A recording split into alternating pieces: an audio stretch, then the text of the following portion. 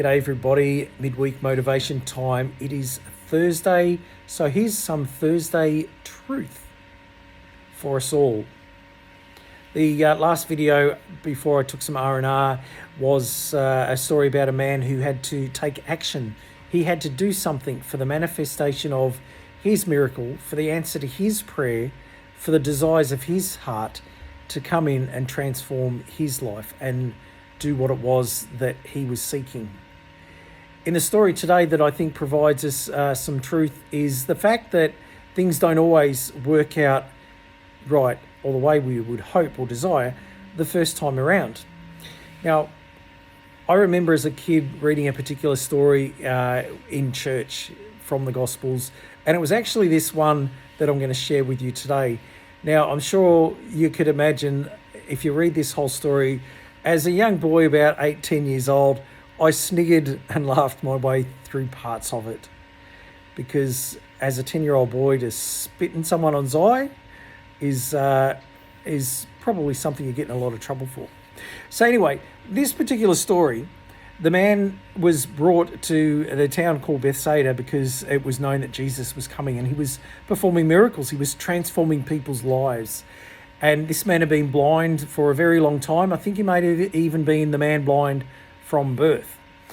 Anyway, his friends bring him to Jesus, and to enable the healing, Jesus actually spat in the dirt and made a paste and rubbed it in his eyes.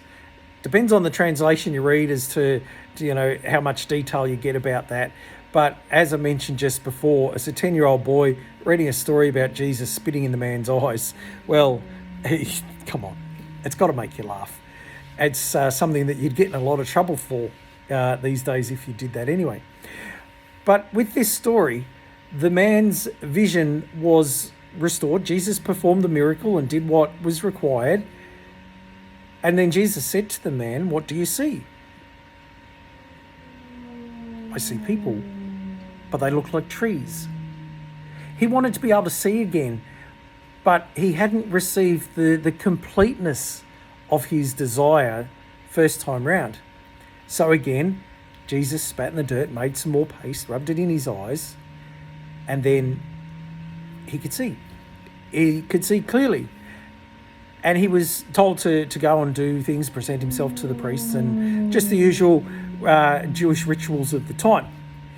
Now, what I think this is relevant for us today and every day is when we are seeking to have our goals met, when we are praying for that miracle, we want that relationship breakthrough, we want that financial breakthrough, we want the promotion, we want to see our kids succeed, we want whatever it is in your life that you want to see, that hope and the desire that you have for better outcomes to come forward and to take place.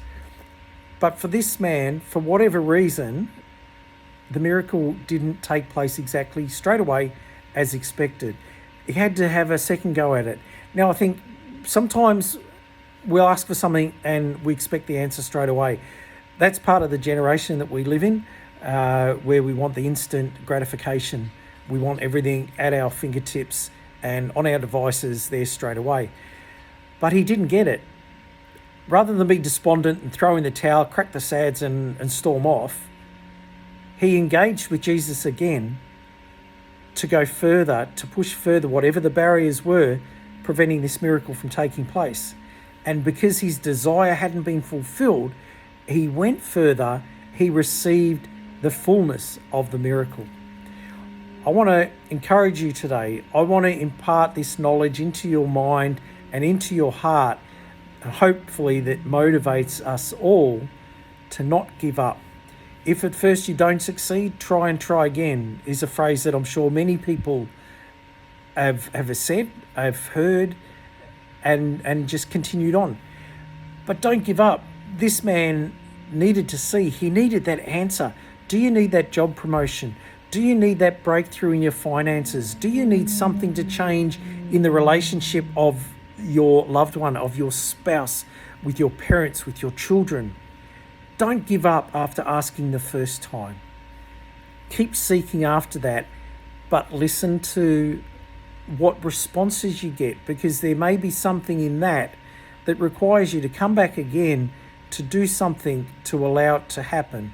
Whatever the blockage was that stopped this man from being able to see straight away is an important part of the whole story, because you might be asking for a restoration in a relationship, but you're holding on to unforgiveness, or there might be the root of bitterness has just developed over the years with people. You might have to go on and reconcile with someone, or you might need to change your habits. Are you needing financial breakthrough? Well, maybe there's too many streaming services and gym memberships and the like that you're getting charged for. Do you really need those? Sometimes when there's a pause or a delay in an answer, it's not denial, but it's putting back on ourselves. What else needs to change? Why hasn't this happened yet? Not never. Why hasn't this happened yet? I hope this message finds you well today. I hope you feel motivated to continue to pursue your dreams, to continue to believe that your family will be restored, that that relationship will be restored, that those breakthroughs in employment, in education, in finances, in getting out of the rental market, and prices coming down and inflation stopping, and all of those things that seem to be too consuming these days. I hope that your hopes come through because you continue to pursue God. If any of this has spoken to you, I'm Simon Smith, arisetothemightyman.com. Send me a message and we can have more of a chat. And in the meantime, Thursday's thought, be blessed.